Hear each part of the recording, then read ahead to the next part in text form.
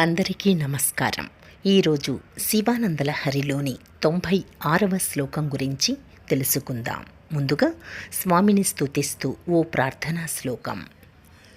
కేయూరాణి భూషయంతి పురుషం హారాన చంద్రోజ్వలా న స్నానం న విలేపనం న కుసుమం నాలంకృతా మూర్ధజాః వాణ్యేకాసమలంకరోతి పురుషం యా సంస్కృతా ధార్యతే క్షీయంతే ఖలు భూషణాని సతతం వాగ్భూషణం భూషణం.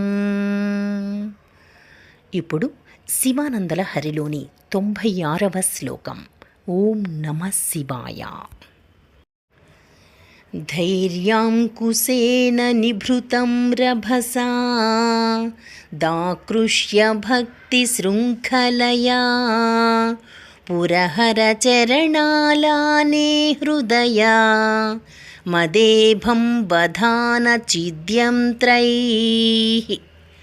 ఈ శ్లోకం యొక్క అర్థం ఏమిటంటే, నా మనస్సును మదపుటేనుగును ధైర్యాంకుశమున ఉంచి నీ పాదమును కట్టుకంబమునందు భక్తియను గొలుసుతో గట్టిగా కట్టివేయుము. మనస్సనే మదపుటేనుగును ధైర్యమనే అంకుశముతో కదలనియక భక్తి అనే గొలుసుతో బలంగా లాగి శివుని పాదములనే కట్టుస్తంభమునందు బుద్ధి అనే యంత్రములతో బంధించుము. ఈశ్వరా, నా మనసు ఒక మదపుటేనుగు, దానిని ధైర్యము అనే అంకుశముతో నియంత్రించి భక్తి అనే బలమైన గొలుసులతో గట్టిగా కట్టి నీ చరణ స్తంభములకు గట్టిగా బంధించి ఉంచుము. రేపు 97వ శ్లోకం గురించి తెలుసుకుందాం.